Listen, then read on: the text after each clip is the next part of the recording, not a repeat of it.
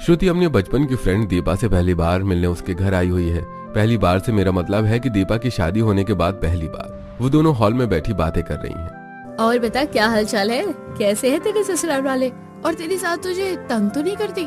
यार देख, सास तो सास ही होती है। मोहल्ले की हमारी भाभियाँ, ताई, चाची जो भी बताती है ना सास के बारे में, वो बिल्कुल सही बताती है। कुछ भी कर लो, सास कभी खुश नहीं होती और ना ही इम्प्रेस होती है। अरे चल जा, तू भी काम चोरी करती रही होगी, तभी तुझे तेरी सास टोकती होगी।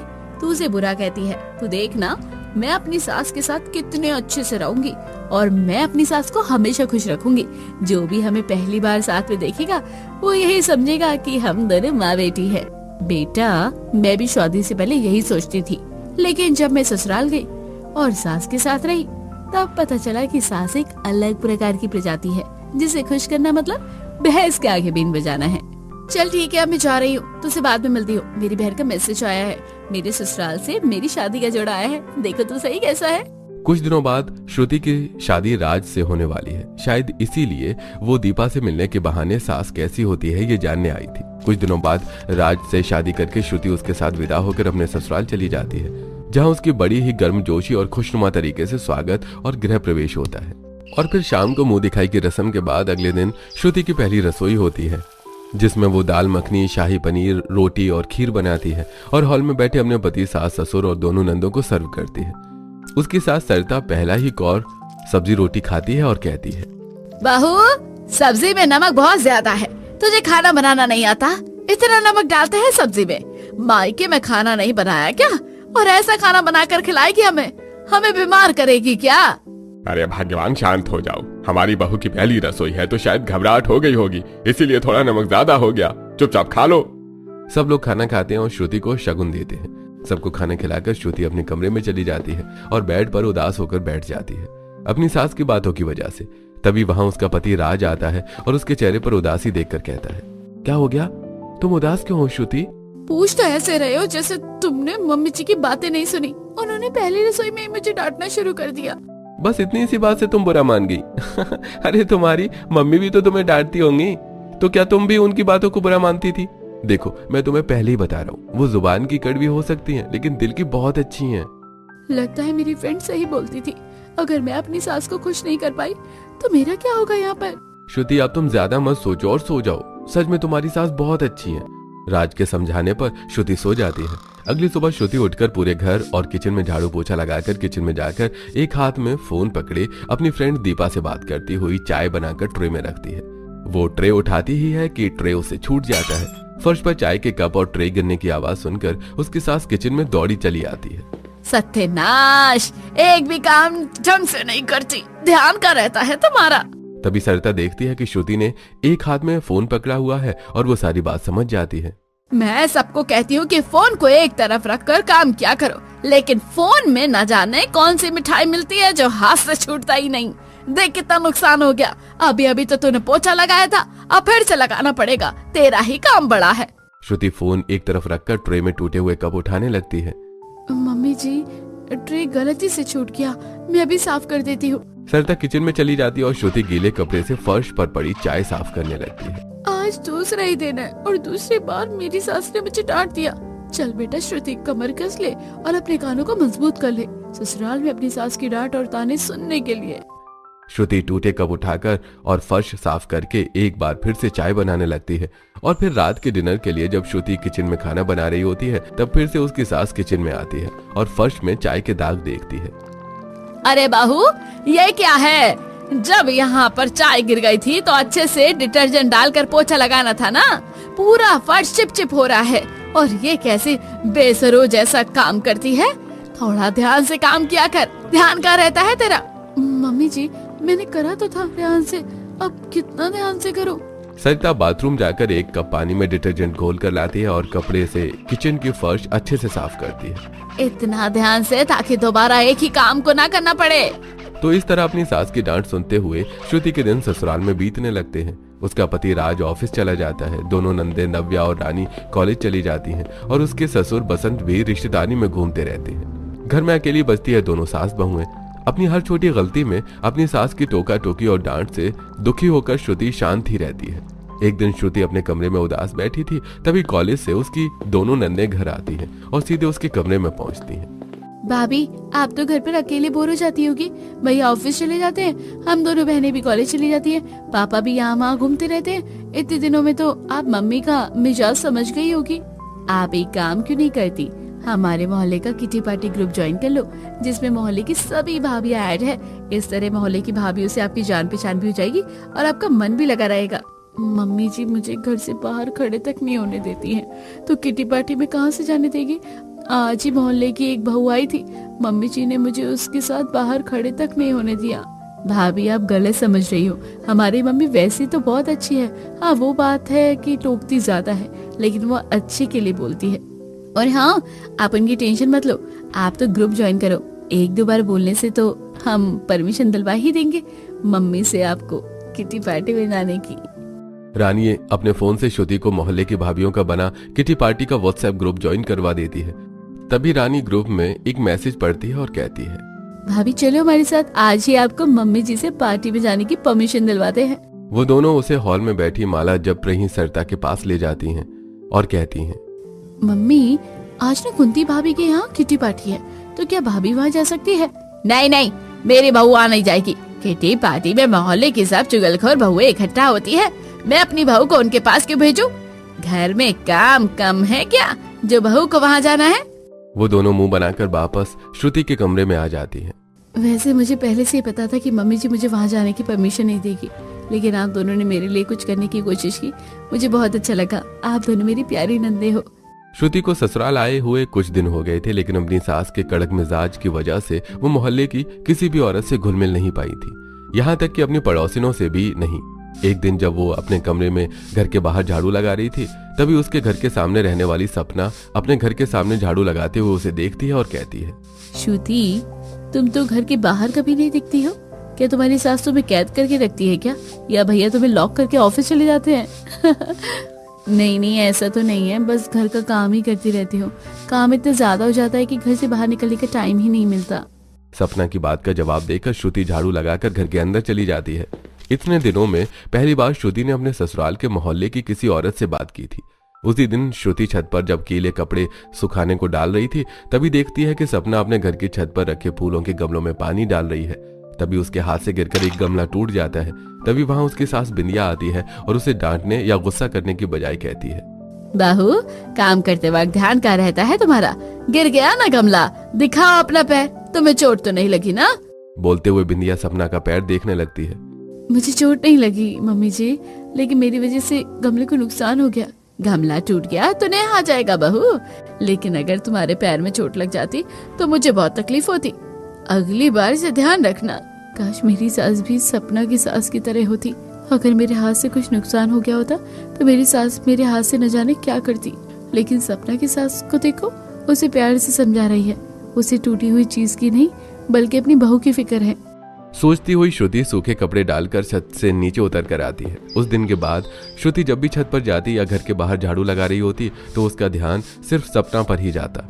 वो देखती कि सपना कभी अपने पति के साथ शॉपिंग से आ रही है तो कभी पार्लर से, या फिर देखती उसे अपनी सास के साथ सज धज कर किटी पार्टी में जाते हुए, और फिर घर के काम करते हुए व्हाट्सएप ग्रुप में दोनों के साथ एंजॉय करते हुए फोटोज भी देखती।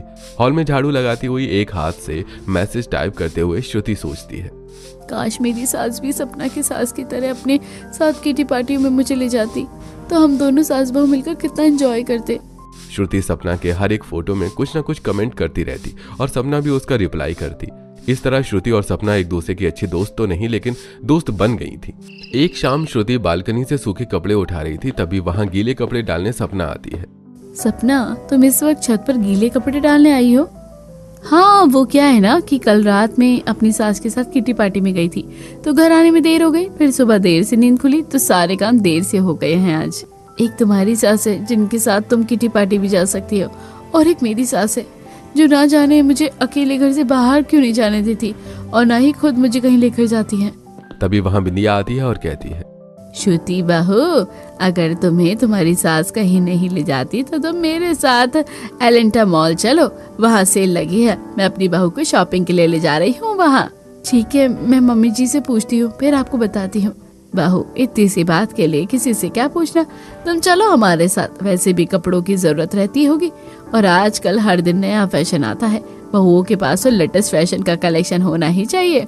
हाँ, मेरी सासू माँ तो मुझे शॉपिंग पर भेजती रहती है या खुद मुझे अपने साथ शॉपिंग पर ले जाती है। ठीक है, मैं पूछ कर बताऊंगी आपको। ये बोलकर श्रुति छत से नीचे हॉल में आती है। उसी समय उसका पति राज भी ऑफिस से घर पहुंच जाता है। सुनिए ना, हमारी पड़ोसन सपना अपनी सास के साथ शॉपिंग पे जा रही है, मुझे भी शॉपिंग पे जाना है, सेल लगी है। आज हमारी शादी को इतने दिन हो गए हैं और मैं अभी तक शॉपिंग पर नहीं गई हूँ। ठीक है, तो फिर चलते हैं शॉपिंग पर। श्रुति ने ध्यान ही नहीं दिया कि वहीं पास ही उसकी सास और दोनों नंदे भी खड़ी हैं, जो कि अभी अभी किचन से निकल कर आई हैं और उन दोनों की बातें सुन रही हैं। बहू, तूने दोपहर में भी दूध गर्म नहीं किया, देख वो खराब हो गया। मैंने सुबह भी कहा था दोपहर में कि दूध गर्म कर ले, तेरा काम में बिल्कुल भी ध्यान नहीं रहता। इससे अच्छा तो तुम मुझे बोल देती, तो इतना दूध का नाश तो नहीं होता। मामा, दूध ही तो फटा है, चलो हम उसका पनीर बना लेते हैं। अरे ये दूध की बात नहीं है, ये काम पर ध्यान न देने की बात है, अपनी जिम्मेदारी न समझने वाली बात है। ऐसे रोज थोड़ी ना दूध का पनीर बनाकर खाएंगे, बहू को अपनी जिम्मेदारी समझनी चाहिए ना। मम्मी, तुमने श्रुति को कहाँ इन बातों में उलझा लिया? मैं उसे शॉपिंग कराने ले जा रहा हूँ, बाद में डांट लेना उसे। बेटा, मैं शॉपिंग पर जाने को मना नहीं कर रही हूँ, लेकिन खुद ही देख ले, बहू के पास शादी के कितने कपड़े रखे हुए हैं। 2-3 सूटकेस उसने खोले भी नहीं है। जब इतने सारे कपड़े पहले से रखे हुए हैं तो नए खरीदने की क्या ही जरूरत है। बाकी तो खुद समझदार है। हाँ मम्मी, बिल्कुल सही कह रही है श्रुति। जब तुम्हारे पास ऑलरेडी इतने सारे कपड़े रखे हुए हैं तो तुम्हें और खरीदने की क्या जरूरत है? तो फिर ठीक है, फिर कहीं बाहर चलते हैं। अरे मुझे बाहर का खाना तो बिल्कुल भी पसंद नहीं है, तुम ऑनलाइन ही कुछ अच्छा सा मंगा लो, घर पर ही खा लेंगे। एक तो मुझे कहीं बाहर जाने नहीं देती और ऊपर से ये भी अपनी माँ के पल्लू में बंधे हुए हैं।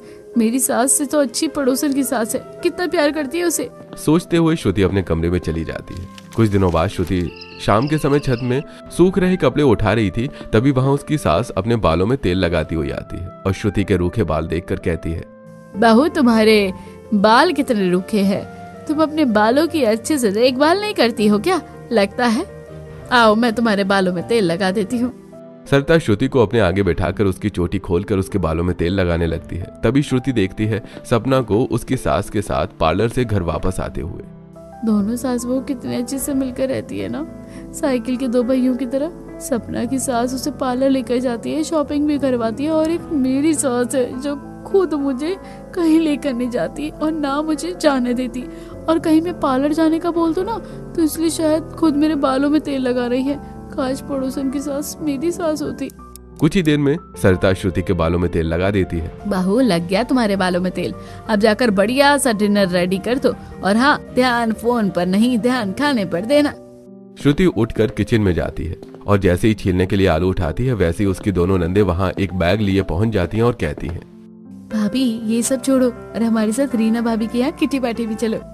मैं किटी पार्टी में जाऊंगी तो खाना कौन बनाएगा, और क्या मम्मी जी परमिशन देगी हमें? उन्हें कौन बता रहा है हमें कहाँ जाना है, और हमने ऑनलाइन फूड ऑर्डर कर दिया है। तो फिर जल्दी से हमारे साथ आप चलो, और कपड़ों की चिंता मत करना, हमने बैग में तीनों के लिए पार्टी वेयर कपड़े रख लिए हैं। रानी बैग खोलकर श्रुति को कपड़े दिखाती है। रानी और नव्या किसी बहाने से श्रुति को रीना के यहाँ किटी पार्टी में ले जाती है। वहाँ वो तीनों वॉशरूम में एक एक करके जाती हैं और घर से पहनकर आई कपड़े बदल कर पार्टी वेयर पहन लेती हैं। अब हम तीनों रेडी है पार्टी में धूम मचाने के लिए। वो तीनों जब तक किटी पार्टी के लिए रेडी होकर हॉल में पहुंचती हैं तब तक वहाँ मोहल्ले की बहुत सी यंग लेडीज पहुंच चुकी थी। उनके साथ सपना और उसकी सास बिंदिया भी थे। श्रुति को वहाँ देखकर सपना उसके पास आती है और कहती है, मेरी सास ऐसी है कि खुद मुझे किटीज पार्टी में लेकर आती है, वो मुझे बहुत प्यार करती है। उन दोनों के पास रीना, कोमल और आशा भी आ जाती हैं। कोमल कहती है, हाँ यार सपना, तुम्हारी सास सच में बहुत अच्छी है। काश मेरी सास भी तुम्हारी सास की तरह होती तो मुझे उनसे छुप कर किटी पार्टी नहीं करना पड़ती।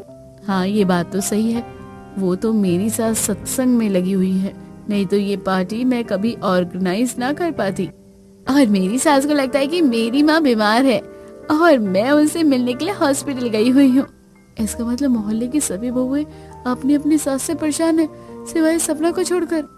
तब यहाँ अपनी सासों की बातें छोड़ो और ये देखो, और मैं और मेरी सासू माँ शॉपिंग पर गए थे, उन्होंने मुझे साड़ी दिलाई। आज दिन में हम दोनों पार्लर भी गए थे। ये हेयर स्टाइल, नेल एक्सटेंशन और मेकअप सब उन्होंने ही डिसाइड किया है। और श्रुति, तुम क्यों नहीं गई थी शॉपिंग पर हमारे साथ?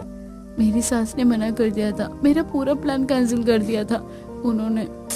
मैंने तो शादी से पहले सोचा था कि मेरी सास अच्छी होगी, लेकिन शादी के बाद मुझे क्या मिला? हाय रे मेरी फूटी किस्मत।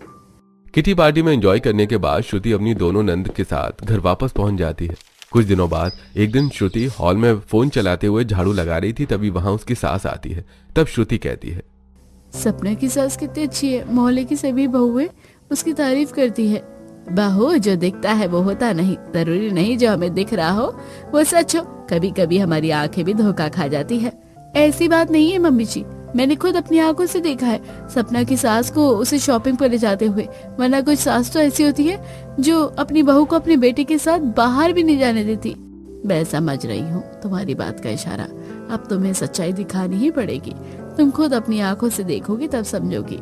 अगले दिन सरिता किचन में खीर बनाती है और जब श्रुति वहां आती है तो उसे एक बाउल में खीर देती है और बहू, आज मैंने खीर बनाई है तो तुम हमारी पड़ोसन बिंदिया को भी दे आओ, उसे खीर बहुत पसंद है। श्रुति खीर लेकर बिंदिया के घर जाती है और देखती है कि हॉल में उसकी बहू सपना पुरानी साड़ी पहने थकी हुई बैठी पोछा लगा रही है और उसकी सास बिंदिया उसके पास दोनों हाथ कमर पे रखे खड़ी है। थोड़ा ध्यान से पोछा लगा, देख उधर रह गया, उधर भी रह गया। बिंदिया जैसे श्रुति को देखती है उसका टोन चेंज हो जाता है। बहू, मैं तुमसे कितनी बार कहती हूँ कि ठंडे पानी में पोछा मत लगाया कर, ठंड लग जाएगी। और मैंने वैक्यूम क्लीनर किस लिए लिया है? पहले उससे साफ कर लेती फिर पोछा लगाती। देख कितना थक गई है, अगर बीमार हो जाएगी तो तकलीफ किसे होगी? नौकरों को भी तो तूने छुट्टी दे दी है। अच्छा तो असली बात ये है, मैं तो कुछ और ही समझ रही थी। श्रुति की आवाज सुनकर बिंदिया उसकी तरफ देखती है। अरे श्रुति बहू, तुम कब आई हो? देखो ना सपना सुबह से काम कर रही है, अब तुम ही समझाओ इसे, मेरी तो सुनती नहीं है। इतना काम करेगी तो बीमार पड़ जाएगी। अरे बहू, शरीर को आराम देना भी जरूरी है। हाँ सपना, तुम्हारी सास ठीक कह रही है, आराम कर लो, काम बाद में कर लेना।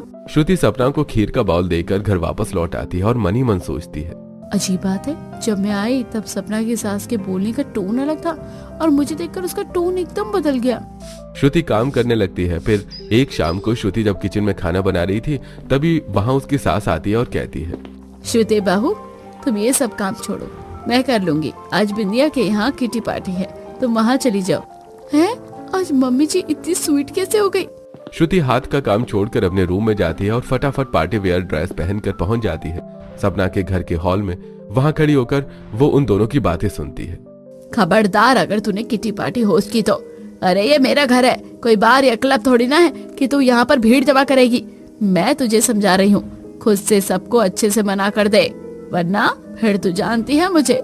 बिंदिया की बातें सुनकर श्रुति उल्टे पांव अपने घर वापस लौटकर किचन में खाना बना रही अपनी सास के पास पहुंच जाती है। बहू क्या हुआ, इतनी जल्दी वापस आ गई? पार्टी जल्दी खत्म हो गई है क्या? नहीं मम्मी जी, मेरे सिर में दर्द हो रहा है, मैं जल्दी इसलिए लौट आई। ओह अच्छा, तुम खाना बनाओ, मैं अब आराम करती हूँ। वो तो मैं जानती हूँ बहू, किसका सिर दर्द कर रहा है।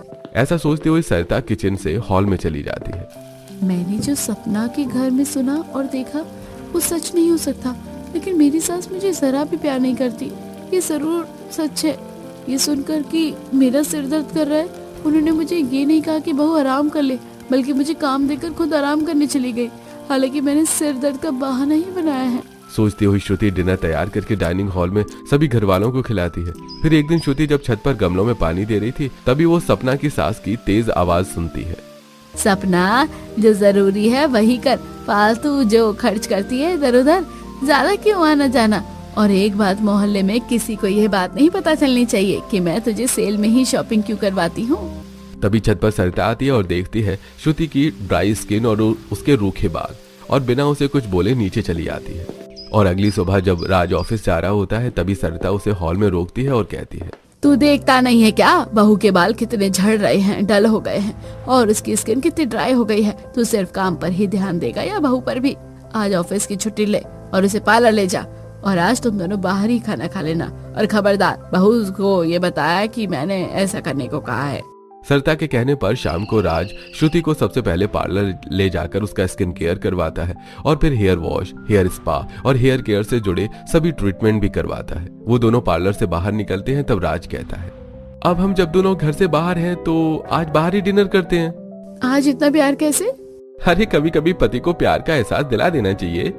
राज श्रुति को फैंसी रेस्टोरेंट में ले जाकर डिनर करवाता है और फिर वो दोनों साथ में पूरा शहर घूमते हैं, जिस वजह से घर वापस लौटने में देर रात हो जाती है। जब वो दोनों घर वापस लौटते हैं तो श्रुति देखती है कि उसकी सास घर की छत पर खड़ी उसी को घूर रही है। बहुत देर हो गई, पक्का मेरी सास मुझे खरी खोटी सुनाएगी। सोचती हुई श्रुति राज के साथ हॉल में जाती है और फिर अपने कमरे में चली जाती है, लेकिन श्रुति ने जैसा सोचा था वैसा बिल्कुल भी नहीं हुआ। उसकी सास ने ना तो उसे उस रात कुछ कहा, ना अगले दिन, और ना उसके अगले दिन, और ना ही उसके अगले दिन। यही बात सोचते हुए होठों में हल्की मुस्कान लिए श्रुति अपने रूम में कपड़े घड़ी कर रही थी। तभी वहां उसकी दोनों नंदे आती हैं और उसकी मुस्कान की वजह पूछती हैं। श्रुति उनसे अपनी मुस्कुराने की वजह बताती है और वो सुनकर नव्या कहती है, भाभी जैसा आप सोचती हो मम्मी वैसी नहीं है, वो बहुत अच्छी है। हाँ, उनका मिजाज आपके प्रति थोड़ा सा कड़क जरूर है, क्योंकि आप इस घर की इकलौती बहू जो हो, और वो चाहती हैं कि मोहल्ले की औरतों की संगत में आप बिगड़ न जाओ। श्रुति आगे कुछ बोल पाती उससे पहले ही कमरे में सरिता आती है और कहती है, बहू मैंने तुम्हारे ससुर के कपड़े बाथरूम में रख दिए हैं, ध्यान से धो लेना, शाम को उन्हें समाज के एक प्रोग्राम में जाना है। इतना बोलकर सरिता वहां से चली जाती है और फिर दोबारा शाम को ही उसके कमरे में आती है और कहती है, बहू कपड़े धुले या नहीं? ओह मैं धोना भूल गई, अभी धो देती हूँ। रहने दे बहू, मैं दूसरे कपड़े दे देती हूँ, तू उन्हें प्रेस कर देना। सरिता अपने कमरे में जाती है और कुर्ता पजामा लाकर श्रुति को देती है। वो जैसे ही प्रेस की वायर इलेक्ट्रिक बोर्ड में प्लग इन करती है वैसे ही लाइट चली जाती है। मैं इसलिए समझाती हूँ तुझे ढंग से कि काम क्या कर, पर नहीं, तुझे तो कोई ढंग का काम करना ही नहीं है। कितना ही कह लो, तेरे कानों में जूं ही नहीं रेंगती है। मम्मी जी मैं कितना भी करूँ आप तो मुझे डांटती ही रहती हो, और पड़ोस वाली सास को देखो, वो अपनी बहू को कुछ भी नहीं कहती। काश वो मेरी सास होती। लगता है अभी तक तूने अपनी आंखों से कुछ नहीं देखा, और देखा है तो समझ नहीं है। सही समय आने पर मैं तुझे दिखाऊंगी और समझाऊंगी। अब मेरी सास मुझे क्या दिखाने वाली है। ऐसी कुछ दिन बीत जाते हैं। एक दिन जब दोनों सास बहू साथ में बालकनी में खड़ी थी, तभी हवा के झोंके में बिंदिया के घर से बनियान उड़कर उनकी छत पर आ गिरती है। सरिता उसे उठाती है और अपनी बहू को देखकर कहती है, बहू चल बनियान बिंदिया को देकर आते हैं। दोनों सास बहू बिंदिया के घर पहुंच जाती हैं और वहां सपना हॉल में अपना जला हुआ हाथ पकड़े बैठी रो रही सपना को देखकर श्रुति कहती है, तुम्हें क्या हुआ, तुम रो क्यों रही हो, और ये सब लोग कहाँ है? मैं तुम्हें क्या बताऊं श्रुति, मेरी सास मुझ पर कितना अत्याचार करती है। तभी श्रुति उसका जला हुआ हाथ देखती है। ये हाथ कैसे जला? आज बर्तन धोते हुए एक कप मुझसे टूट गया था, तो मेरी सास ने गुस्से में गर्म चिमटे से मेरा हाथ जला दिया। तुम्हारे पति ये सब जानते हैं कि तुम्हारी सास तुम्हारे साथ कैसा सलूक करती है? मैं उन्हें नहीं बताती, क्योंकि वो अपनी माँ से बहुत प्यार करते हैं। अगर उन्हें पता चला कि उनकी माँ मेरे साथ ऐसा सलूक करती है तो उनका दिल टूट जाएगा। मेरी सास तो सिर्फ अपनी इमेज की चिंता रहती है, इसलिए सबको दिखाने के लिए मेरी सास मुझे शॉपिंग पर भी ले जाती है, पार्लर भी, और यहाँ तक कि किटी पार्टी में भी। अब तुम अपने घर जाओ, अब मेरी सास ने मुझे देख लिया तो मुझे और तकलीफ देगी। सच्चाई का सामना करके और समझकर श्रुति अपने सास के साथ अपने घर वापस आ जाती है और हॉल में बैठे सभी लोगों के सामने बोलती है, मैं कितनी बड़ी पागल थी जो ये सोचती थी कि काश पड़ोसन की सास मेरी सास होती, लेकिन ये नहीं जानती थी कि नारियल बाहर से जितना सख्त होता है उतना ही अंदर से नरम होता है। मुझे माफ कर दो मम्मी जी। बहू इसलिए कभी दूसरों के व्यवहार को देखकर किसी और से तुलना नहीं करनी चाहिए, क्योंकि जरूरी नहीं है कि हर चमकती चीज सोना हो। हाँ मम्मी जी, मैं समझ गई हूँ। आज के बाद कभी आपको किसी और की सास से कंपेयर नहीं करूंगी, क्योंकि आप ही मेरी नारियल और खरा सोना हो। श्रुति की बात सुनकर सभी हंसने लगते हैं और इस तरह श्रुति की सोच अपनी सास के प्रति बदल जाती है।